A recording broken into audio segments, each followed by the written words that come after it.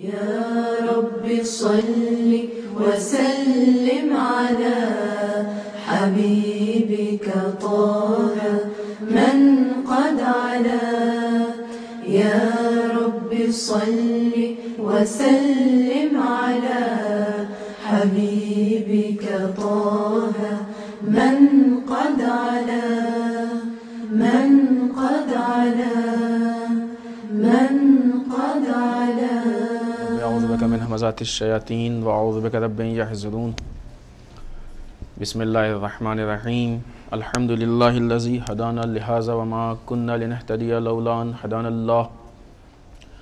لقد جاءت رسل ربنا بالحق والصلاة والسلام على سيد أسلم ما في الوجود سر الله كل موجود نقطة دائرة الوجود صاحب لواء الحمد والمقام المحمود سید عن المجدد والمصطفى الامجد وبالقاسم محمد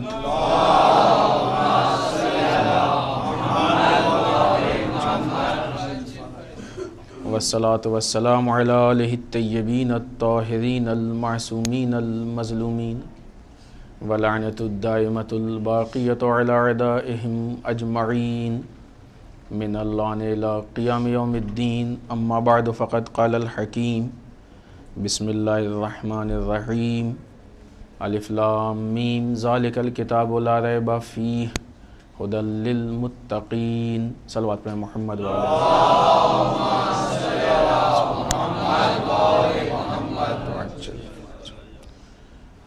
عزیزان محترم، شب قدر میں جو ہمارے اور آپ کے درمیان گفتگو کا سلسلہ چل رہا ہے، آج اپنے تیسرے اور آخری مرحلے میں قرآن مجید سورہ بقرہ کی یہ ابتدائی آیتیں جس میں ارشاد رب العزت ہو رہا ہے کہ ذالک الکتاب لا ریب فیہ ھدی للمتقین، یہ وہ کتاب ہے کہ جس میں کوئی شک و شبہ کی گنجائش نہیں ہے اور یہ متقین کی ہدایت کے لیے. تقوی وہ صلاحیت ہے، وہ استعداد ہے، وہ کوالٹی ہے کہ اگر انسان اپنے اندر تقوی پیدا کر لے تو اس کو ہدایت مل جائے گی. یہ کوالٹی جتنی زیادہ ہوتی جائے گی ہدایت اتنی زیادہ حاصل کر لے گا، کوالٹی جتنی کم ہوگی ہدایت اتنی کم ملے گی، کوالٹی ختم ہو جائے گی ہدایت کا راستہ بھی بند ہو جائے گا. اور پھر نتیجتاً خداوند متعال کا وہ قول کہ سواء علیہم انذرتہم ام لم تنذرہم لا یؤمنون، اے میرے حبیب ان کو آپ ڈرائیے نہ ڈرائیے سب برابر، اس لیے کہ یہ ایمان لانے والے نہیں ہیں. کیوں؟ اس لیے کہ ختم اللہ علی قلوبہم وعلی سمعہم وعلی ابصارہم غشاوہ، اس لیے کہ ان کے کانوں پہ ان کے دلوں پہ مہر لگا دی گئی ہے اور ان کے نگاہوں کے سامنے پردے ڈال دیے گئے. ان چیزوں کا بالکل یہ مطلب نہیں ہوتا ہے کہ خداوند متعال نے ان کے اور ہدایت کے درمیان رکاوٹ پیدا کر دی، نہیں، انہوں نے اپنے اندر سے وہ کوالٹی ختم کر دی کہ جو کوالٹی ہدایت کو لے سکتی ہے. ایک بلب بھی اگر جل رہا ہے تو اس کے اندر یہ کوالٹی ہے کہ جب الیکٹریسٹی جب کرنٹ پہنچے تو یہ جلے، لیکن اگر یہ بلب فیوز ہو گیا تب اس کے اندر وہ کوالٹی نہیں ہے کہ وہ آپ کو روشنی دے سکے، نور دے سکے. اب آپ کچھ بھی دیجئے، کتنا بھی اس میں پاور دیجئے، وہ آپ کو روشنی نہیں دے گا. کیوں؟ اس لیے کہ اس کے اندر وہ کوالٹی نہیں ہے کہ جس کوالٹی کی بنیاد پہ اس کرنٹ کو نور میں تبدیل کرے.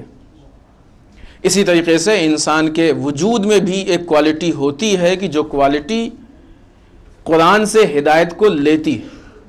اچھا، بعض اوقات چونکہ مسئلہ کفر کا ہے، ایمان نہیں لائیں گے تو ہم یہ سمجھتے ہیں کہ یہ آیت ہم سے متعلق نہیں ہے.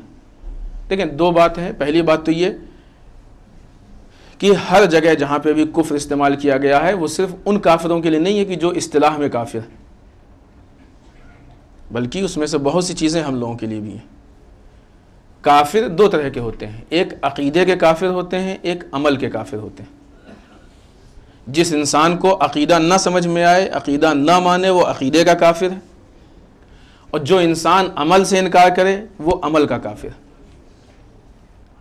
دوسری چیز کہ آپ قرآن مجید میں دوسرے خداوند متعال ارشاد فرماتا ہے سواء علیہم ان تستغفرہم ام لم ان تستغفرتا ام لم تستغفرہم آپ کے لیے برابر ہے کہ چاہے آپ استغفار کریں چاہے استغفار نہ کریں.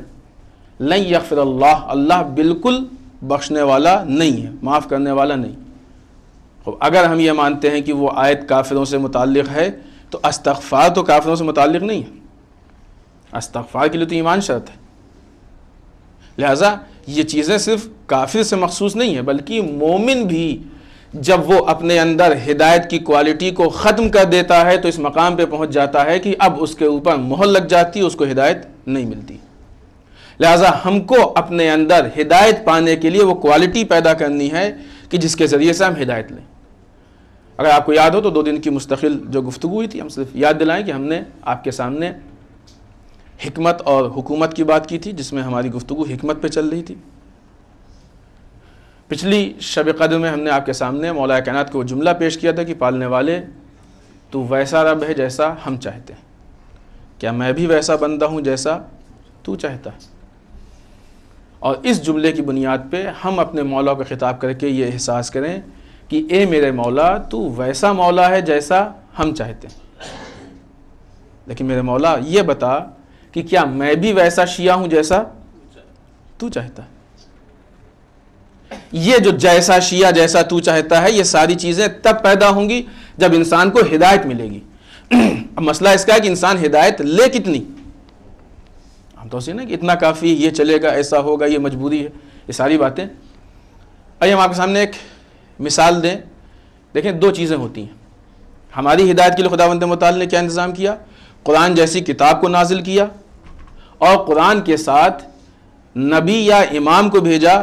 قرآن بھی ہمارا امام ہے اور یہ امام بھی امام ہے. فرق یہ ہے کہ وہ صامت امام ہے، یہ ناطق امام ہے. ہم کو چلنا پیچھے، امام کہتے ہیں آگے چلنے والے کو، ہم پیچھے چلنے والے. ہم کو قرآن کے پیچھے چلنا ہے، ہم کو مولا کے پیچھے چلنا ہے، ہم کو ائمہ کے پیچھے چلنا ہے، ہم کو اہل بیت کے پیچھے چلنا ہے. یہی تو ہے، یہ امام ہے. امام کا مفہوم کیا ہوتا ہے پہلے ہم یہ سمجھیں. امامت کہتے کس کو ہیں؟ اگر امامت ہمارے سمجھ میں آ جائے تو شاید اسلام کے بہت سارے مسائل اپنے آپ حل ہو جائیں. مفہوم امامت کیا ہے؟ امامت کے مقابلے میں ایک لفظ آتا ہے جسے کہتے ہیں اردو و فارسی میں مدیریت. اس کو آپ اپنے اسلام میں کہتے ہوں گے مینیجنگ، مینیج کرنا، مینیجر. یہ امامت کے امامت کہتے ہیں لیڈر کو، لیڈرشپ، لیڈر، لیڈ کرنے والا. امام وہ ہے کہ جو لیڈ کرتا ہے. مینیجر وہ ہے کہ جو انتظام کرتا ہے. اور تھوڑا سا گہرائی میں جائیں. مثلا کسی جگہ پہ آپ گئے اور وہاں پہ لوگوں کو الگ الگ ضرورت ہے. ایک انسان ہے کہ جو بیٹھنا چاہتا ہے، مینیجر کا کام یہ ہے کہ اس کے بیٹھنے کا انتظام کرے. ایک آدمی کو کسی چیز کی ضرورت ہے، مینیجر اس کا انتظام کرے. ایک آدمی جانا چاہتا ہے، مینیجر کا کام ہے کہ اس کے جانے کا انتظام کرے اگر وہ اس کے لیے مینیجر. ایک آدمی کچھ کھانا چاہتا ہے، مینیجر کا کام ہے کہ اس کے کھانے کا انتظام کرے. یعنی مینیجر کا کام کیا ہے کہ جو چیزیں، جو کام پہلے سے طے کر دیے گئے ہیں ان کام کے لیے انتظامات کرے. اس کے مقابلے میں لیڈر، امام، لیڈ کرنے والا کیا ہے؟ لیڈ کرنے والا کام یہ نہیں کہ جو آپ طے کر کے آئے ہیں اس کا انتظام کرے. لیڈر وہ ہوتا ہے کہ جو آپ کے مقصد کے مطابق کام نہیں کرتا ہے بلکہ اپنا مقصد آپ کو بتاتا ہے. مینیجر بیٹھنے والے کے لیے بیٹھنے کا انتظام کرتا ہے، لیڈر بیٹھنے والے کو کھڑا کر دیتا ہے. مینیجر کھانے والے کے لیے کھانے کا انتظام کرتا ہے، لیڈر کھانے والے کو دسترخوان سے فاقے تک پہنچا سکتا ہے. دونوں میں فرق ہے. فرق اتنا ہی ہے کہ مینیجر آپ کے مقصد کے مطابق عمل کرے گا، لیڈر اپنا مقصد بتائے گا. اب ہم کو یہ طے کرنا ہے کہ ہم نے قرآن کو، مولا کائنات کو اپنا مینیجر بنایا ہے یا لیڈر بنایا ہے. ہمارے مینیجر ہیں یا امام ہے؟ کیونکہ جو دین ہمارے درمیان ہے اور جس طریقے سے ہم دین کو یوز کر رہے ہیں اس حساب سے لیڈر تو نہیں لگتا ہے. ہم ایک چیز پہلے سے طے کر لیتے ہیں. مثلا ہم کو روزی کمانی، رزق، سروس کرنی. ہم نے طے کر لیا کہ ہم کو یہ کرنا ہے، یہاں جانا ہے، ایسے بزنس کرنی ہے، یہاں پہ فلاں کو مثلا دھوکہ دینا ہے، یہاں پہ جھوٹ بولنا ہے، یہاں پہ داؤں، یہاں پہ یہ کرنا ہے، وہ کرنا ہے. اور پھر اس کے بعد اب صبح مسجد میں آنے کے بعد ہم دعا پڑھی کہ پالنے والے رزق میں اضافہ کریں. مقصد ہمارا پہلے سے طے ہے نا، مقصد بھی طے ہے، راستہ بھی طے ہے. انتظام خدا کے حوالے، انتظام قرآن کے حوالے، انتظام اسلام کے حوالے، انتظام دین کے حوالے. ساری چیزیں طے کر لی کہ ہم کو یہ کام کرنا ہے، ایسے کرنا ہے. انتظام خدا کے حوالے. پالنے والے رزق میں اضافہ ہو، رزق میں برکت ہو، رزق حاصل کرنے کا طریقہ ہو. تو کیا ہوا؟ اسلام مینیجر بنا. ہمیں کیا کرنا ہے، حتیٰ کہ زندگی کا مقصد کیا ہے ہمارا، یہ ہم طے کرتے ہیں. پھر انتظام خدا کے حوالے کر دیتے ہیں. پالنے والے اس کا انتظام تو کر. سارے مسائل اسی پہ ہیں. بہت بڑا فرق ہے. آج ہم جو بہت ساری چیزیں، نمازیں اور دعائیں پڑھتے ہیں، وہ اس لیے نہیں پڑھتے ہیں کہ بعنوان اسلام پڑھ رہے ہیں، اس لیے پڑھتے ہیں کہ ہمارے مسائل حل ہو رہے ہیں. اپنے مسائل کا اسلام سے نکال لینا اور ہے، اور اپنے آپ کو اسلام کے لیے وقف کر کے کام کرنا اور. اپنے مطلب کو اسلام سے نکالنا یہ ہدایت نہیں ہے. اسلام کے اشارے پہ چلنا یہ ہدایت ہے. ائمہ اطہار علیہ الصلوۃ والسلام نے خود مولا کائنات کی زندگی، حضرت علی بن ابی طالب علیہ الصلوۃ والسلام،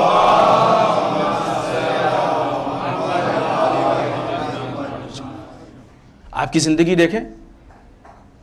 کچھ لوگ ایسے بھی تھے کہ جنہوں نے مولا کائنات کو اپنا لیڈر مانا تھا، اپنا امام مانا تھا. لفظ میں نہ جائے، اپنا امام مانا تھا، لیڈر مانا تھا. نتیجہ یہ ہوا کہ جب بھی مولانا نے کہا جنگ کے لیے چلنا ہے، تیار کھڑے. جب بھی مولانا نے کہا کہ گھر میں بیٹھنا ہے، تیار بیٹھے. لیکن نہیں، خود مولا نے اسلام کو چونکہ اپنا امام مانا ہے، دین کو امام مانا ہے. رسول نے کہا یا علی آج آپ کی شب، آج کی شب آج ہمارے بستر پہ سو جائیے. خود سو گئے. آج کی شب ہمارے بستر پہ سو جائیے. علی رات بھر جاگ کے نماز پڑھنے والے. اگر مسئلہ مینیجر کا ہوتا تو یہ کہتے ہیں ہم تو رات بھر نمازیں پڑھتے ہیں، آپ کو چاہیے کہ ہماری نمازوں کا انتظام کیجیے. وضو کے لیے پانی کسی سے بھجوائیے، کسی سے مصلی بچھوائیے، کسی سے جگہ صاف کرے. اتنی نمازیں پڑھی ہم نے رات رات بھر جاگ کے، اتنی تکبیروں کی آواز آتی ہے. لیکن نہیں، چونکہ امام ہے، حکم امام، لیڈر کا حکم، لہذا سو گئے. مولا نے اپنے اصحاب کو حکم دیا، انہوں نے انجام دے دیا. جب انسان اپنے امام کو واقعی امام مانتا ہے تو اس کے حکم کے ماننے میں اس کی اپنی عقل کا کوئی دخل نہیں ہوتا ہے، کوئی چون چرا نہیں ہوتا ہے. جو کہہ دیا بس وہی ماننا ہے. لیکن جب بات مینیجر کی آتی ہے تو پھر وہاں ماننے کی بات نہیں ہوتی ہے، وہاں منوانے کی بات ہوتی ہے. ہم یہ کرنا چاہتے ہیں، آپ کو یہ کیجیے. حتیٰ کہ دیکھیے بعض اوقات لڑکے امتحان دے کے آتے ہیں، اب اس کے بعد دعا ہوتی ہے، کہیں جا کے روزوں پہ رول نمبر لکھے جاتے ہیں، جالیوں میں پرچی ڈالی جاتی ہے کہ مولا پاس کرا دیجئے. کچھ بھی لکھا ہو کاپی میں، اس سے بحث نہیں، آپ بس خالی پاس کرا دیجئے. اب ظاہر سی بات ہے کیا کریں گے، کچھ اس میں ہوگا تبھی تو کچھ کریں گے. تو نہیں، اپنے ایک کام کو ان کے ذمہ کر دیا، یہ کام آپ کے ذمہ ہے. اس مینیجر یعنی مدیریت اور لیڈ کرنے والے کا فرق، بہت بڑا فرق ہے اسلام میں. اگر اس فرق کو سمجھ لیا عزیزان محترم، یہ شب قدر جو شب نزول قرآن ہے، اس شب قدر میں ہم نے قرآن کو کیا سمجھا ہے. اگر قرآن ہماری زندگی کے مسائل جو عام مسائل ہیں ان کو حل کرنے کے لیے ہے. دیکھیے ایک پوائنٹ تھا جس کو ہم نے اس سے پہلے کسی مجلس میں پیش کیا، اس لیے ہم تفصیل میں نہیں جائیں گے. حکمت کا ایک کام ہے، حکمت علوی کا ایک کام ہے کہ ہماری مشکلات کو حل کرے. اور ہماری مشکلات پیدا ہی اسی لیے ہوتی ہیں کہ ہم نے حکمت علوی کو چھوڑ دیا، رولز کو چھوڑ دیا ہے، اس لیے مشکلات پیدا ہو رہی ہیں. مولا کائنات مشکل کشا ہیں ہی اسی لیے کہ انہوں نے وہ قوانین ہم کو پیش کیے ہیں، وہ قوانین دیے ہیں کہ جن قوانین کی بنیاد پہ جب ہم زندگی گزاریں گے تو مشکلات پیش آئیں گی ہی نہیں. اب اگر ہم مینیجر مان رہے ہیں، اپنی مرضی سے چل رہے ہیں تو مشکلات پیش آئیں گی. جب مشکلات پیش آئیں گی تو پھر ہم کہیں گے یا علی مدد کیجئے. لیکن جب ہم امام مان رہے ہیں، لیڈر مان رہے ہیں، تو اب ان کی مرضی کے مطابق چل رہے ہیں. عزیزان محترم، دنیا کے مشکل کشاؤں میں اور خدا کے مشکل کشا میں یہی فرق ہے. دنیا والے جب مشکل پڑتی ہے تو کام آتے ہیں، علی مشکل سے پہلے علاج بتا دیا کرتا ہے. لیکن پہلے ہم علی کے راستے پہ چلیں تو علی کے بتائے ہوئے راستے پہ عمل تو کریں. ہم علی کو اپنا لیڈر، اپنا امام مانے تب یہ مسائل حل ہوں گے. قرآن کو اپنا امام، اپنا لیڈر مانے تو مسائل حل ہوں گے. نہیں مانے گے تو مسائل حل نہیں ہوں گے. لہذا انسان کی زندگی کا سب سے اہم مسئلہ یہ ہے کہ وہ پہلے سے مقصد کو طے کر کے اسلام میں نہ آئے، بلکہ اسلام میں آ کے مقصد لے کہ جو مقصد ہے اسلام میں وہ ہمارا مقصد ہے. جو مقصد امام ہے وہ ہمارا مقصد ہے.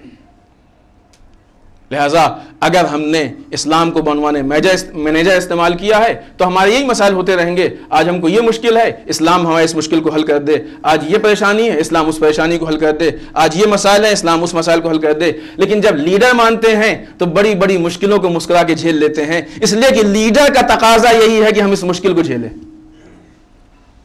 کیا وجہ تھی کہ کربلا والے کھانے کی دعا نہیں کر رہے تھے؟ ٹھیک ہے، پانی کی دعا نہیں کر رہے تھے. کیوں نہیں کی؟ ایسے ہی تو مشکلات ہیں جن مشکلات میں پریشان ہو کے ہم دعا کرتے ہیں. ہمارے پاس تو الحمدللہ ہے، اس کے باوجود پالنے والے رزق میں اضافہ، رزق میں اضافہ، رزق میں اضافہ، اس سے تو بہت زیادہ ہے نا. لیکن پھر بھی کیوں؟ اس لیے کہ ہم اسلام کو اپنے اعتبار سے لینا چاہتے ہیں اور علی اسلام کو اپنے اعتبار سے دینا چاہتے ہیں.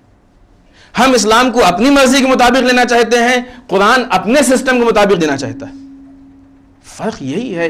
جب تک ہم اسلام کو اپنی مرضی کے مطابق لیں گے، اسلام تو ہوگا لیکن الہی اسلام اور خدائی اسلام نہیں ہوگا. ہمارا آبائی اسلام ہو سکتا ہے، ہمارے باپ دادا کا دین و مذہب ہو سکتا ہے، خدا کا بھیجا ہوا مذہب نہیں ہے. لیکن جب ہم اسلام کو خدا کی مرضی کے مطابق لیں گے، قرآن کے مطابق لیں گے، تو یہ وہ دین ہوگا کہ جو الہی دین ہوگا، جو خدائی دین ہوگا. اب اس دین پہ چلنے والا پھر وہ علی اس کا لیڈر بھی ہوگا اور قرآن اس کا لیڈر ہوگا. اب اس کے ہاں چونچرا نہیں ہوگا کہ ہم کہاں جائیں اور کیسے جائیں. فرق کیا ہوتا ہے؟ جب ہم اپنی مرضی کے مطابق لیتے ہیں اسلام کو تو ایسے مرضی کے مطابق ہے تو پھر پسند کے مطابق ہے. کوئی چیز ہم کو اچھی لگتی ہے وہ بہت زیادہ کرتے ہیں، اور جس چیز ہم کو آسانی محسوس نہیں ہوتی اس کو ہم کم کر دیتے ہیں، چھوڑ دیتے ہیں. نہیں چلے گا، یہ کوئی مشکل نہیں ہے، اتنا تو کرنا ہی پڑتا ہے. زندگی میں ایسا ہوتا ہے نا، ایک انسان مثلا پھر وہی مثال لیں، کام کر رہا ہے، رزق کما رہا ہے، اب بیچ میں اس نے کچھ گڑبڑی کی، جھول جھال کیا، کسی نے ٹوکا بھائی کیا گڑبڑی کرو گا، چلتا ہے اتنا تو چلے گا ہی، بغیر اس کے کیسے ہم پہنچیں گے. مقصد حاصل کرنے کے لیے کچھ نہ کچھ تو کرنا پڑتا ہے. مولا کائنات کے سامنے حکومت آئی تھی، صرف مولا کائنات کو اس چیز کو قبول کرنا تھا کہ سنت شیخین پہ عمل کرنا ہے. مولانا نے کہا کہ ہم اس شرط پہ حکومت کو قبول نہیں کر سکتے. علی کے ماننے والا کبھی بھی غلط راستے سے صحیح چیز کو نہیں لے سکتا ہے، اس لیے کہ غلط راستے پہ ملنے والی چیز کبھی صحیح ہوتی ہی نہیں ہے. اگر راستہ غلط ہے تو چیز دیکھنے میں کتنی ہی صحیح کیوں نہ لگے، یہ بہت بڑا دھوکہ ہے. یہ بہت بڑا دھوکہ ہے کہ کام ہم تو صحیح کر رہے ہیں، راستہ غلط ہو چلے گا نہیں. اگر راستہ غلط ہو گیا تو کام صحیح، یہ سمجھنے کی چیز ہے. عموماً یہ بہت بڑا مسئلہ ہے کہ جو ہماری قوم میں، ہمارے سماج میں ہے کہ ہم صحیح مقصد تک پہنچنے کے لیے عموماً غلط راستے پہنچ جاتے ہیں. ارے کچھ تو کرنا ہی ہوگا، کچھ تو اونچ نیچ کرنا ہوگا، کچھ تو گڑبڑ کرنا ہوگا. یہ کچھ گڑبڑ کر کے سب کچھ گڑبڑ ہو جاتا ہے، پھر مقصد صحیح نہیں ہوتا. لہٰذا ہم نے انتخاب کرنا شروع کیا، یہ لے لیں، وہ لے لیں، یہ لے لیں، وہ لے لیں. قرآن مجید نے بہت کلیئر الفاظ میں کہا کما انزلنا علی المختصمین، عذاب کا ذکر کیا کہ جس طریقے سے ہم نے قرآن کو بانٹنے والوں پہ عذاب نازل کیا. الذین جعلوا القرآن عزین، وہ لوگ جنہوں نے قرآن کو ٹکڑے ٹکڑے کیا. وَرَبِّكَ لَنَسْأَلَنَّهُمْ أَجْمَعِينَ، اور میرے حبیب روز محشر خداوند متعال ان لوگوں سے سوال کرے گا. خدا ہم سے پوچھے گا کہ ہم نے تم کو پورا سسٹم دیا تھا، دین کا پورا ایک نظام دیا تھا، تم نے اس میں سے کس نے تم کو حق دیا تھا کہ اس کے ٹکڑے ٹکڑے کر کے آدھا لے لو آدھا چھوڑ دو. یہ قصائی کی دکان نہیں ہے کہ جو پیس اچھا لگے لے لیا باقی چھوڑ دیا. اسلام ایک دین ہے، سسٹم ہے کہ جہاں پہ پورا پیکج ہے، مکمل دین ہے. ایک مثال دیں تاکہ ہمارے چھوٹے بھائیوں کے لیے بات تھوڑا سا واضح ہوتی جائے. جب بات یہاں پہ آ گئی ہے کہ اسلام ایک مکمل دین، اور واقعی اسلام کا فائدہ بھی اس وقت تک نہیں ہوگا جب تک یہ مکمل پیکج انسان یوز نہ کرے. مکمل دین، حکمت علوی کا مطلب یہی ہے. حکمت علوی کا مطلب یہ نہیں ہے کہ حکمت علوی میں سے 2 پوائنٹ اچھے لگے ہم نے لے لیے، بڑے اچھے لگے، اور جو اچھے لگے چھوڑ دیے. نہیں، وہ رولز ہیں، وہ قوانین کا مجموعہ ہے حکمت علوی. کو مکمل ہم کو لینا. البتہ یہاں پہ حکمت علوی سے مراد وہ حکمتیں نہیں جو نہج البلاغہ میں ہیں، وہ حکمت علوی میں شامل ہیں، لیکن مکمل حکمت علوی اس میں نہیں ہے. حکمت علوی سیرت مولا کائنات کا نام ہے. آئیے ایک مثال دیں، بات تھوڑا سا واضح ہو جائے. شاید ہو سکتا ہے آپ نے سنا ہو، مولانا روم کے بہت سے واقعات بڑے مشہور ہیں. ایک واقعہ مولانا روم کا ہے کہ ایک میسج کو سمجھانے کا انہوں نے بہت اچھا طریقہ استعمال کیا. ایک ہاتھی لے کے آئے اور ایک بند کمرے میں، جو ایک دم اندھیرا کمرہ تھا، ڈارک، اس میں ہاتھی کو بند کر دیا. باہر کچھ لوگوں کو جمع کیا اور جمع کرنے کے بعد کہا کہ دیکھو اس کے اندر ہاتھی. اب یہ بیچارے وہ لوگ تھے کہ جو ہاتھی کو نہیں پہچانتے تھے کہ ہاتھی کسے کہتے ہیں، کیسا ہوتا ہے. باہر کچھ لوگوں کو جمع کیا، کہا دیکھو اس کے اندر جو چیز ہے وہ ہاتھی ہے، جاؤ تم دیکھ کے آؤ، بتاؤ کہ ہاتھی کیسا ہوتا ہے. ایک آدمی اندر گیا. اب ظاہر سی بات اندھیرا ہے، کچھ دکھ نہیں رہا ہے. اس نے اندھیرے میں ہاتھ مارا، اس کا ہاتھ مثلا ہاتھی کے سونڈ پہ پڑا. باہر آ کے کہتا ہے کہ ہاتھی ایک پائپ کے جیسا ہوتا ہے. دوسرے کو بھیجا، تم جاؤ دیکھ کے آؤ ہاتھی کیسا ہوتا ہے. وہ گیا، اس نے ادھر ادھر ہاتھ مارا، دیکھا داکھا سب کچھ کیا. اس کا ہاتھ مثلا ہاتھی کے پیر پہ پڑا. وہ کہتا ہے کہ ہاتھی ایک پلر کے جیسا ہوتا ہے. تیسرے کا ہاتھ مثلا ہاتھی کے پیٹ پہ پڑا، اس نے کہا ہاتھی ایک ٹنکی کے جیسا ہوتا ہے. چوتھے کا ہاتھ ہاتھی کے مثلا کان پہ پڑا، اس نے کہا ہاتھی ایک پنکھے کے جیسا ہوتا ہے. پانچویں کا مثلا اس کی دم پہ پڑا، اس نے کہا ہاتھی ایک جھاڑو کے جیسا ہوتا ہے. تب جس کے ہاتھ میں جو چیز آئی اس نے اسی کو ہاتھی سمجھ لیا ہے کہ نہیں. اگر اسلام کو اندھیرے کمرے میں ڈھونڈنا شروع کریں گے تو کسی کا ہاتھ نماز پہ پڑھے گا، وہ سمجھے گا نماز ہی اسلام ہے. کسی کا ہاتھ قرآن پہ پڑے گا، وہ سمجھے گا قرآن ہی اسلام ہے. کسی کا ہاتھ دعاؤں پہ پڑے گا، وہ سمجھے گا دعا ہی اسلام ہے. کسی کا ہاتھ مثلا کسی اور چیز پہ پڑے گا، وہ سمجھے گا یہی اسلام ہے. نہیں عزیزان محترم، اگر واقعی اور حقیقی اسلام کو دیکھنا ہے تو اہل بیت اطہار کے نور میں دیکھیں. جب یہ روشنی پڑے گی تو انسان کو ہاتھ مارنے کی ضرورت نہیں پڑے گی، خود بخود یکبارگی نظر آ جائے گا کہ اسلام کیا. اگر اس کمرے میں ایک لائٹ ہوتی، ایک بلب ہوتا، کوئی روشنی کا نظام ہوتا تو جانے والا پھر ہاتھ سے ٹٹولتا نہیں، جیسے ہی اندر جاتا ایک نگاہ میں دیکھ لیتا کہ ہاتھی کیسا ہے. اگر ہمارے اس کمرے میں جس میں اسلام ہے، اس مکان میں کہ جہاں اسلام ہے، وہاں نور اہل بیت کی روشنی ہو تو ہم کو ٹٹولنے کی ضرورت نہیں پڑے گی. نتیجہ یہ ہوگا کہ کوئی نماز لے کے الگ ہو رہا ہے، کوئی مثلا دعاؤں کو لے کے الگ ہو رہا ہے، کوئی تسبیح لے کے الگ ہو رہا ہے، کوئی تعویذ لے کے الگ ہو رہا ہے، کوئی عزاداری لے کے، کہیں یہ سب یہی اسلام. اسلام مکمل مجموعہ. جس طریقے سے صرف ایک چیز ہاتھی نہیں ہو سکتی ہے، ویسے ہی کوئی ایک رکن اسلام نہیں ہو سکتا. ہم کو اس کی اجازت نہیں دی کسی نے. پھر کیا وجہ ہے کہ ہم بعض چیزوں کو لے کے بڑی شدت اختیار کر لیتے ہیں اور بعض کو چھوڑ دیتے ہیں. اس کا ہم کو اختیار نہیں دیا گیا ہے اور نہ ہی اس کا ہم کو حق حاصل ہے کہ ہم اسلام کے ٹکڑے ٹکڑے کریں اور اس میں سے اپنی پسند کے اسلام کو اختیار کر لیں. اسلام کیا ہے کہ جس نظام، جس سسٹم کو خداوند متعال نے پیش کیا، جو حکم پروردگار ہے، جو حکم الہی. آئیے اب قرآن مجید کی ہم 2-3 آیتیں اس اعتبار سے، چونکہ آج آخری گفتگو ہے لہٰذا ان بات کو ہمیں سمیٹ کے اپنے نتیجے تک پہنچانا ہے، ورنہ یہ ساری باتیں ایسی اس میں تفصیل میں جانے کی ضرورت تھی. قرآن مجید کی آیتیں کہ جو انسان مکمل اسلام پہ عمل نہیں کرتا اسے قرآن مجید کس نگاہ سے دیکھتا ہے.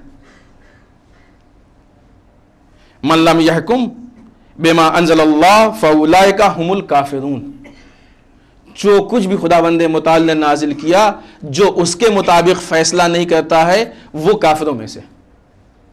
اور یہ آیت قرآن مجید میں 3 طریقے سے 3 جگہ پہ آئی. اسی سورہ میں آئی ہے، سورہ مائدہ میں آئی ہے 3 مرتبہ آئی. ایک مرتبہ کافر، ایک مرتبہ ظالم، ایک مرتبہ فاسق. جو بھی خداوند متعال نے نازل کیا ہے، جو شخص اس کے مطابق فیصلہ نہیں کرتا ہے وہ کافر بھی ہے، ظالم بھی ہے، فاسق بھی ہے.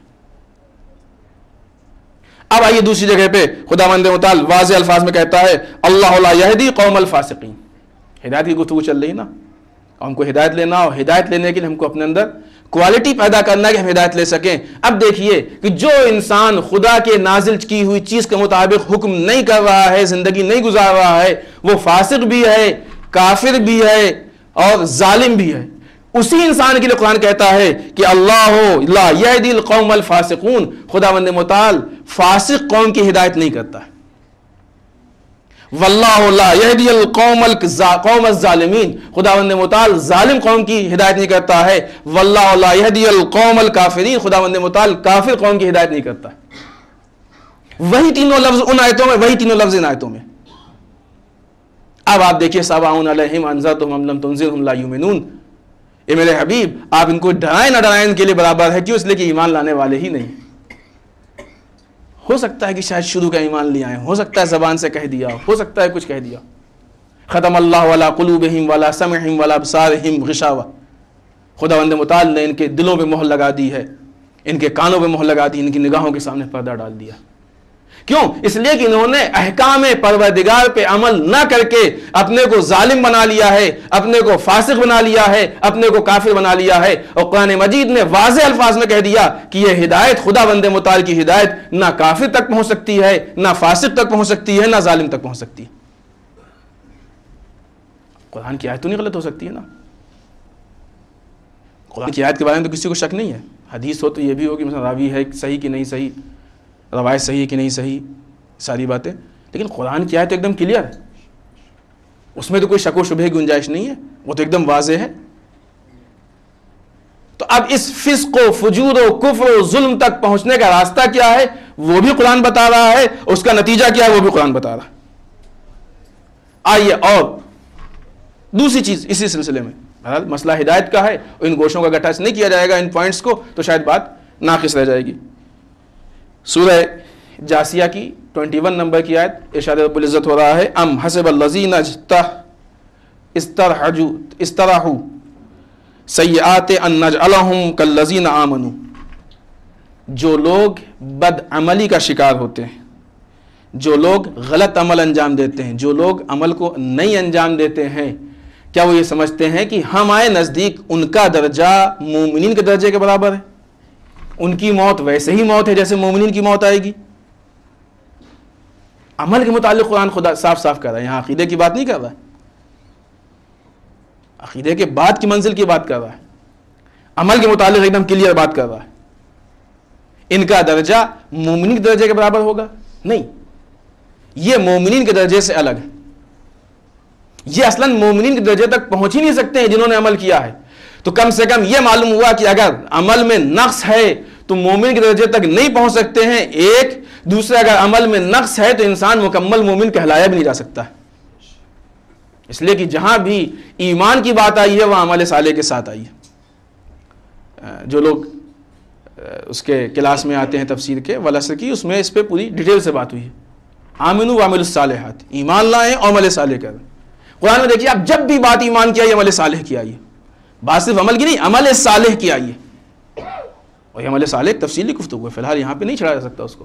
تو جو لوگ بھی ایمان لائیں تو ایمان کے ساتھ عمل صالح کی ضرورت ہے. اب آپ بتائیے کہ یہ ساری باتیں، قرآن کا نازل ہونا، قرآن کا آج کی شب میں شب قدر قرآن کی بیس پہ ہونا، یہ ساری باتیں کیا یہ ہمارے لیے صرف اسی حیثیت سے برکت ہیں کہ اس شب میں جا کے ہم قرآن کو یاد کر لیں، یا اس حیثیت سے برکت ہے کہ یہ ایک سسٹم لے کے آئے ہیں، اس سسٹم پہ ہم کو عمل کرنا ہے؟ ہدایت اس کا نام ہے کہ انسان شب قدر میں جاگ جائے، یا ہدایت اس کا نام ہے کہ قرآن اس کو اس کی زندگی میں جگا دے؟ مسلمان کا کام شب قدر میں جاگنا یہ ظاہری بیداری ہے، زندگی میں جاگنا یہ حقیقی بیداری ہے. عزیزان محترم، قرآن ظاہری بیداری کے لیے نہیں، انسان کی حقیقی بیداری کے لیے آیا. اگر ہم ظاہری بیداری کے لیے سمجھ رہے ہیں قرآن کو تو یہ وہی ہے کہ ہم نے قرآن کو اپنا مینیجر بنا لیا ہے. ہمارے لیے انسان اب شب قدر میں آ گئے اور پورے سال کے مسائل، شب قدر میں جاگ جائیں گے سارے گناہ اپنے آپ معاف ہو جائیں گے. چلو یہ آسانی ہوئی، سال بھر گناہ کرو، شب قدر میں جاگ جائیں گے، مسائل حل ہو جائیں گے. اس طرح کے بہت سارے مسائل. پھر شب قدر میں آ جائیں گے تو مثلاً تقدیر سمجھ جائے گی، قسمت بن جائے گی، رزق مل جائے گا، یہ ہو جائے گا، وہ ہو جائے گا. قرآن مجید یقیناً شب قدر میں یہ تقدیر بنے گی، لیکن کیسے؟ وہی حکمت، ایک اصول ہے. انسان جب ان اصول پہ عمل کرے گا تو خود بخود ہر چیز سنورتی جائے گی. لیکن اگر ہم یہ سمجھتے ہیں کہ جادو سے یہ ساری چیزیں ہو جائیں، کہ ہم شب قدر میں جاگ جائیں اس کے بعد جادو ہونے لگے، اب پورے سال وہ جادو ہو رہا ہے، روز صبح اٹھے یہ ہو گیا وہ. قرآن ہدایت کی کتاب ہے، جادوگر کی کتاب نہیں ہے. قرآن جادو کی کتاب نہیں ہے، ہدایت کی کتاب ہے. اور یہ امید ہماری قرآن سے اتنی زیادہ بڑھ گئی ہے، اتنی زیادہ کہ اب کوئی مسئلہ ہوتا ہے ڈائریکٹ ہی پوچھا جاتا ہے کہ کوئی ایسی دعا ہے کہ یہ مسئلہ ہو جائے. لڑکا بیمار ہے، کوئی دعا ہے کہ ٹھیک ہو جائے. لڑکا نماز نہیں پڑھ رہا ہے، کوئی دعا ہے کہ نماز پڑھنے لگے. لڑکا مثلا یہ کہہ رہا ہے، کوئی دعا ہے کہ دین کم رہ گیا، جادو زیادہ ہو گیا، اور عالم کم رہ گیا، جادوگر زیادہ ہو گیا. نہیں، اس شب قدر میں ایک رات کے جاگ لینے سے انسان جادوگر نہیں بن جاتا ہے. ایک رات کے جاگ لینے سے اس کی شخصیت میں کمال پیدا ہوتا ہے، اس کی شخصیت مکمل ہوتی ہے. ہدایت کو لیتا ہے وہ، اس منبع ہدایت، اس ہدایت کے سینٹر کو لیتا ہے جہاں سے ہدایت ملتی ہے. اس رات میں جاگنے کے بعد اتنے، کبھی آپ نے حساب لگایا کہ جتنے عمل بتائے گئے ہیں، اب ایک مرتبہ بیٹھیے، 1000 مرتبہ سورہ انا انزلنا، 3 سورے، یہ ساری چیزیں آپ بیٹھ کے پڑھیے، دیکھیے کتنا ٹائم لگتا ہے. یہ ہر طرح کے عمل، ہر طرح کا سسٹم یہ اس لیے ہے کہ شاید انسان اس چیز کو سمجھ جائے، اس کی ہدایت کا راستہ کھل جائے، شاید اس کو سمجھ جائے، اس کی ہدایت کا راستہ کھل جائے. اب دیکھیں مکمل انتظام کیا گیا ہے. جہاں انسان کے ہاتھ میں خداوند متعال نے قرآن دیا ہے کہ اس قرآن کو لے کے عمل کرو، وہیں زبان پہ اہل بیت کا نام دیا ہے. قرآن کا واسطہ دو تو اہل بیت کا ہی واسطہ دو، یا قرآن کو تم سمجھ جاؤ اس سے ہدایت لے لو، اہل بیت کو سمجھ جاؤ اس سے ہدایت لے لو. اب تو یہ آپشن نہیں ہے، دونوں ساتھ لے کے سسٹم ایک، بغیر اس کے انسان کامیاب نہیں ہو سکتا ہے. ہم یہ سمجھتے ہیں کہ ہم نے مثلا تھوڑا سا چہرہ اپنا مذہبی بنا لیا، تھوڑا سا مذہبی کاموں میں آ گیا کہ نظر آنے لگے، اور لوگوں نے یہ کہنا شروع کر دیا کہ بہت بڑے دیندار ہیں، تو بس ہماری ساری ذمہ داری ختم ہو گئی. لوگوں کے کہنے سے دینداری، اور خاص کر کے عموماً وہ طبقہ جو یہ چاہتا ہے کہ بس خالی ہم بیٹھے بیٹھے پیسے خرچ کریں تو دیندار نہیں. ان چیزوں سے انسان کی دینداری مکمل نہیں ہوتی ہے. انسان کو دینداری مکمل کرنے کے لیے میدان عمل میں آنا پڑے گا. بغیر میدان عمل میں آئے ہوئے انسان کی دینداری مکمل نہیں ہو سکتی. اور میدان عمل نام ہی اسی کا ہے کہ جہاں پہ انسان کو ہر مکمل سسٹم کو لے کے چلنا ہوگا. قرآن مجید کی اتنی ساری آیتوں کو ہم نے آپ کے سامنے پیش کیا ہے کہ اسٹیپ بائی اسٹیپ اس سے نتیجہ آپ کے حوالے کیا کہ مکمل دین پہ عمل کرنا ہے. جس نے نہیں عمل کیا یا فاسق ہے یا ظالم ہے یا کافر ہے. اور جو بھی فاسق و ظالم و کافر ہے خدا نے خود کہہ دیا کہ ہماری ہدایت اس تک نہیں پہنچ سکتی. خدا اس کی ہدایت نہیں. اب سوچئے جس کی ہدایت خدا نہیں کرے گا اس کی ہدایت کون کر سکتا ہے؟ ممکن ہے کہ ایک مولوی آپ سے ناراض ہو جائے اور کہہ دے کہ ہم آپ کو مسئلہ نہیں بتائیں گے، تو آپ دوسرے سے پوچھ سکتے ہیں. اگر خدا کہہ دے کہ ہم ہدایت نہیں کریں گے، دوسرا خدا کہاں سے لائیے گا؟ ہے کہ نہیں؟ تو اگر خدا کہہ دے واللہ لا یہدی کہ خدا اس کی ہدایت نہیں کرے گا، تو انسان کہاں جائے گا؟ کس کی پناہ میں جائے گا؟ کس سے ہدایت لے گا؟ کس سے لو لگائے گا؟ آئیے ایک پوائنٹ آف جس طریقے سے انسان کی گمراہی کے خطرے زیادہ ہوتے ہیں، یعنی غلط راستے کے، اس سے بڑا خطرہ یہ ہوتا ہے جب انسان ہدایت کے راستے کو لے لیتا ہے تو اس کے بہکنے خطرے اور بڑھ جاتے ہیں. اس لیے کہ شیطان جو پہلے سے گمراہ ہیں ان پہ کم محنت کرتا ہے، جو دیندار ان پہ محنت زیادہ کرتا ہے. اس لیے کہ وہ تو اس کے لشکر میں ہیں ہی پہلے سے. ان کو اپنے لشکر میں ایڈمٹ کرنا ہے، ان کو لینا ہے. آیت الکرسی پڑھتے ہی ہوں گے آپ سب یقیناً. آیت الکرسی میں لاسٹ کی جو آیت ہے، ایک صلوات پڑھیں محمد والے محمد.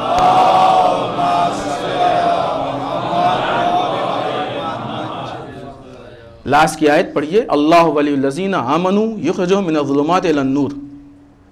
اللہ ولی ہے ان لوگوں کا جو صاحبان ایمان ہے. کیا کرتا ہے؟ ان کو ظلمت سے، گمراہی سے نکال کے نور میں لے جاتا ہے، یعنی ہدایت دیتا ہے، ہدایت کا انتظام سسٹم. والذین کفروا اولیاءہم الطاغوت یخرجون من النور الی الظلمات. اور جن کا ولی طاغوت ہوتا ہے، وہ طاغوت جو کافر ہے ان کا ولی طاغوت ہوتا ہے، ان کو نور سے ظلمات میں لے جاتا ہے کہ نہیں ہے؟ اور اس کا آگے کہا گیا کہ ان کا نتیجہ جہنم ہے، عذاب. یہ قرآن مجید کی آیت شریفہ کہ ادھر سے انسان ظلمات سے نور میں آ رہا ہے تو ادھر نور سے ظلمات میں بھی جا رہا ہے. اب اگر ہمارے دل میں محبت بھی ہے اہل بیت کی، ہمارے پاس عمل بھی ہے، تو اس عمل اور محبت کا تقاضا یہ نہیں ہے کہ ہم مطمئن ہو کے بیٹھ جائیں کہ اب ہماری گمراہی کا کوئی راستہ اور کوئی چانس نہیں ہے. نہیں، اگر ایک لمحے کے لیے بھی ہمارا رجحان طاغوت کی طرف ہو گیا تو اسی نور سے اس ظلمت کی طرف جانے کے امکانات ہوں گے، اسی ہدایت سے اس گمراہی کی طرف جانے کے امکانات ہوں گے۔ تو مطلب یہ کہ انسان اگر ہدایت لے رہا ہے تو ہدایت کوئی ایسا کرنٹ نہیں ہے کہ ایک مرتبہ لگ گیا ہمیشہ جلتا رہے گا۔ بہت سامنے کی مثال ہے لائٹ، جب تک کنیکشن ہے یہ لائٹ جل رہی ہے، آپ تار کو ڈسکنیکٹ کر دیجئے، سوئچ آف کر دیجئے، لائٹ فوراً آف ہو جائے گی۔ ہدایت ایسے ہی کرنٹ کا نام ہے، جب تک کانٹیکٹ میں ہیں، جب تک رابطے میں ہیں، جب تک کنیکشن ہے، اس وقت تک ہدایت ملتی رہے گی۔ ادھر سلسلہ ٹوٹا، ادھر ہدایت کا راستہ بند ہو گیا۔ اب انسان کو لگتا تو ہے کہ وہ ہدایت پایا ہوا ہے، اس کو ہدایت نہیں ہوتی ہے، وہ گمراہ ہو چکا ہوتا ہے۔ اسی لیے کہا ہے اللہ بذکر اللہ تطمئن القلوب، خدا بند متعال کو یاد رکھو تو دل مطمئن ہوگا۔ ایک لمحے کے لیے خدا کو بھول جاؤ دل مضطرب ہو جائے گا، پریشان ہو جائے گا۔ یاد پروردگار ہر وقت ہونی چاہیے، یاد خدا ہر وقت ہونی چاہیے۔ بس ہمارا وقت ختم ہو رہا ہے، آئیے ساری گفتگو سمیٹ کے ایک رزلٹ آپ کے حوالے کریں اور آپ کی زحمت تمام۔ قرآن وہ کتاب ہے کہ جو انسان کی ہدایت کے لیے، قرآن و اہل بیت کے ساتھ انسان منزل ہدایت پہ پہنچتا ہے۔ یہ اس ہدایت کو کا انتظام خداوند متعال نے کر دیا ہے، لیکن کوئی معجزہ نہیں ہے کہ خود بخود یہ ہدایت انسان تک پہنچ جائے۔ ہدایت کا انتظام سامنے ہے، اب انسان کو اپنی کوشش کرنی پڑے گی کہ اپنے کو اس لائق بنائے کہ وہ ہدایت کو حاصل کر لے۔ اگر آپ کو ایک کنویں سے پانی بھی بھرنا ہے تو پہلے برتن کو دھوئیے گا، صاف کیجئے گا، کنویں کے اندر ڈالیے گا، کنویں سے کھینچیے گا، تب پانی آپ کو ملے گا۔ ہدایت اسی کا نام ہے۔ انتظام تمہارے لیے موجود ہے، اس انتظام کو ڈھونڈ کے اس سے ہدایت کا حاصل کرنا یہ تمہاری ذمہ داری۔ ہو سکتا ہے محنت کرنی پڑے، ہو سکتا ہے کوشش کرنی پڑے، تو اپنے اندر صلاحیت پیدا کرو اور اس انتظام سے ہدایت کو اختیار کر لو۔ یہ تمہارا کام ہے۔ عزیزان محترم، جس چیز کو ہم ہدایت کہتے ہیں وہی سیرت اہل بیت اور وہی قرآن کا میسج ہے، وہی پیغام پروردگار۔ اگر انسان نے اپنے اندر صلاحیت پیدا کر لی کہ ہدایت کو لے لے، دیکھیں ظاہری اعتبار سے جو ٹائٹل ملتے ہیں کہ ہم مسلمان ہیں، ہم مومن ہیں، یہ ظاہری ٹائٹل الگ ہیں، الہی ٹائٹل الگ ہے۔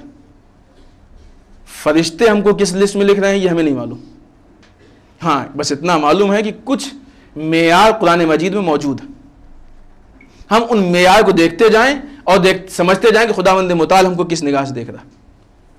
خدا نے کہا کہ جو ہماری مرضی کے مطابق فیصلہ نہیں کرتا ہے وہ ظالم ہے، جو ہماری مرضی کے مطابق فیصلہ نہیں کرتا ہے وہ کافر ہے، جو ہماری مرضی کے مطابق فیصلہ نہیں کرتا ہے وہ فاسق ہے۔ ظالم، کافر، فاسق، اور جو ظالم، فاسق و کافر ہوگا اس کی ہدایت ہم نہیں کریں گے۔ اب ممکن ہے کہ ہم قوم کے اعتبار سے مسلمان کہلاتے ہوں، ممکن ہے کہ ہم گھر کے اعتبار سے مسلمان، جس گھر میں پیدا ہوئے مسلمان، جس قوم میں زندگی گزار رہے ہیں مسلمان، ممکن جس ملک میں زندگی گزار رہے ہیں مسلمان، ہو سکتا ہے کہ ام القریٰ ہو، مرکز اسلام ہو، کوئی شک نہیں، لیکن یہ ساری چیزیں ہمارے مذہب کو مینٹین نہیں کر سکتی ہیں۔ مذہب سے ہمارے ایک رشتہ بنا سکتی ہیں، مذہب کو مینٹین نہیں کر سکتی ہیں۔ مذہب کو کیا مینٹین کرے گی؟ کیا چیز؟ وہ عمل کی جو ہمارے اندر ہے، وہ سسٹم کی جو ہم نے اختیار کیا ہے۔ ایک انسان مسلمانوں کے بیچ میں رہ کے بھی اگر سسٹم کو نہیں اپنا رہا ہے تو وہ خداوند متعال کی اس آیت کے مطابق کافر بھی ہے، ظالم بھی ہے، فاسق بھی ہے۔ اور ممکن ہے کہ ایک کہیں اور ہو لیکن خدا کو خدا مان رہا ہے، رسول کو رسول مان رہا ہے، اس کے سسٹم کو اپنا رہا ہے، دنیا شاید اس کو مسلمان نہ بھی کہے تب بھی وہ مسلمان ہے۔ یہی وجہ ہے کہ تاریخیں لکھتے لکھتے تھک گئیں کہ ابو طالب کافر تھے لیکن آج تک ثابت نہ کر سکیں، اس لیے کہ سیرت ابو طالب نے بتایا کہ ابو طالب کافر نہیں ہو سکتا ہے، دنیا کافر ہو جائے گی لیکن ابو طالب کے ایمان پہ حرف نہیں آئے گا۔ اگر انہی ظواہر کی بات تھی تو ہم کہہ سکتے تھے نا، لیکن نہیں، وہ سسٹم، نظام، وہ حکمت ذات ابو طالب کے اندر۔ آخر میں ایک بات اور کہیں، اس لیے کہ اگر اس کو پیش نہیں کریں گے تو شاید بات مکمل نہیں ہوگی، اور بہرحال وہ میسج کا موقع ہے۔ آنے والا جو ہفتہ ہے، جو جمعہ ہے، اس کو ہم جمعۃ الوداع کہتے ہیں، اور اس کا ایک دوسرا بھی عنوان ہے، وہ روز قدس۔ ہمارا قبلہ اول کہ خانہ کعبہ سے پہلے جس کی طرف ہم منہ کر کے نماز پڑھتے تھے وہ آج آزاد نہیں ہے، وہ آج دشمنوں کے چنگل میں ہے، دشمنوں کے قبضے میں ہے، اور مسلمان قوم وہاں پہ گاجر مولی کی طریقے سے کاٹی جا رہی ہے بے دردی سے۔ اگر ایک مسلمان واقعی پکا اور سچا مسلمان ہے تو اس کی ذمہ داری یہ ہے کہ ظلم کے خلاف آواز اٹھائے۔ جس نے ظلم کے خلاف آواز اٹھائی وہی در واقع سچا ناصر حسین ہوگا، سچا ناصر رسول ہوگا، سچا ناصر علی ہوگا۔ اور جس نے ظلم کو دیکھ کے خاموشی اختیار کر لی، مولا کے مطابق جو آدمی ظلم پہ چپ رہا وہ ظالم کا مددگار ہے۔ تو ایک طرف سے یہ حکم اسلام کی ظلم کو برداشت نہیں کر سکتے، دوسری طرف سے ہماری عزت قومی، غیرت قومی، کہ ہمارا قبلہ اول بالخصوص وہ سرزمین کہ جہاں سے بہت سارے انبیاء کا تعلق ہے، وہ سرزمین دشمنوں کے قبضے میں۔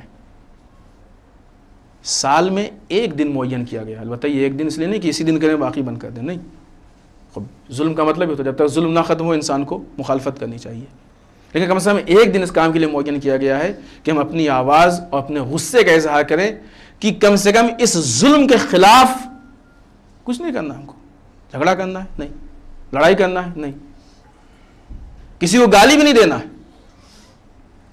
صرف یہ ظاہر کرنا ہے کہ ہم اس چیز پہ راضی نہیں۔ اتنا کرنے میں کوئی مشکل بھی تو نہیں ہے نا، اتنا کرنے میں کوئی مشکل تو نہیں کسی کو۔ یہ جو ظلم ہو رہا ہے تو دو چیزیں طے ہو، پہلے یہ طے ہو کہ وہ بیت المقدس قبلہ اول ہے کہ نہیں ہے، اگر ہے اسلام میں اس کا تقدس ہے کہ نہیں ہے، اگر اسلام میں اس کا تقدس ہے تو پھر ہم چپ کیوں ہیں؟ مقدسات اسلام پائمال ہو رہے ہیں ہم خاموش بیٹھے؟ یہ وہی چیز ہے کہ جو چیز آسان لگی اس پہ شدت سے عمل، جس میں مشکل محسوس ہوئی اس کے لیے 25 بہانے۔ ایک دوسری چیز، اسلام میں کیا ظلم کو برداشت کرنا الاؤ ہے یا نہیں؟ اگر الاؤ ہے تو ٹھیک ہے، لیکن اگر نہیں ہے تو پھر ہم خاموش کیوں بیٹھے؟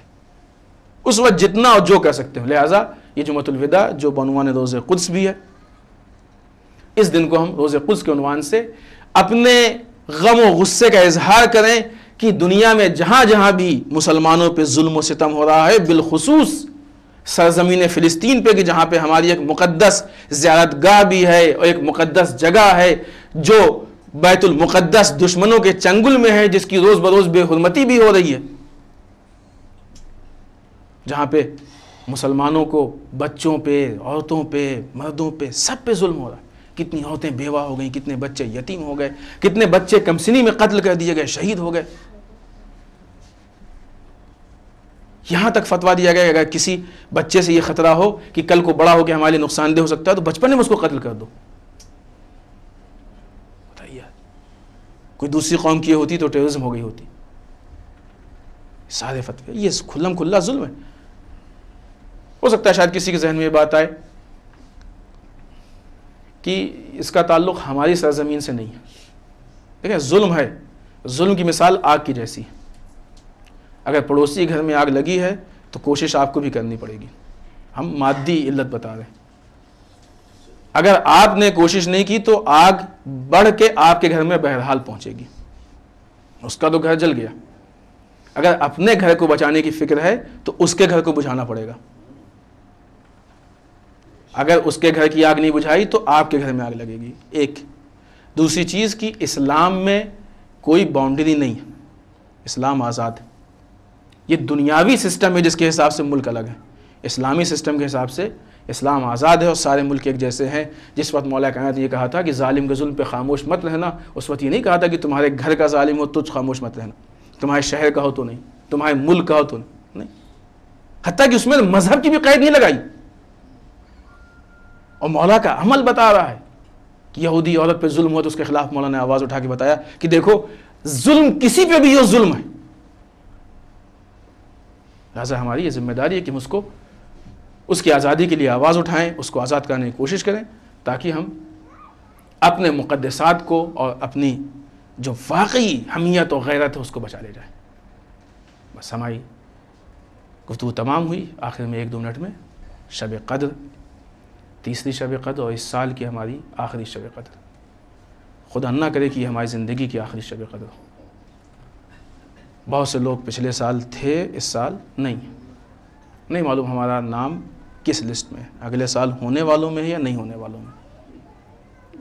لہٰذا بارگاہ پروردگار میں ہم یہ دعا کریں کہ پالنے والے ہم کو اسی شب قدر میں اس حد تک ہدایت عطا فرما دے کہ ہم یہاں سے کامیابی و کامرانی کے ساتھ اٹھیں۔ پالنے والے ہمیں ایک مکمل واقعی ہدایت عنایت فرما دے۔ بار اللہ ہم کو قرآن سے ہدایت لینے کی توفیق عنایت فرما دے۔ بار اللہ ہم کو سیرت اہل بیت اور سیرت علوی پہ چلنے کی توفیق عنایت فرما دے۔ بار اللہ ہمیں واقعی اور حقیقی و مکمل اسلام پہ عمل کرنے کی توفیق عنایت فرما دے۔ ربنا تقبل منا انک انت السمیع العلیم۔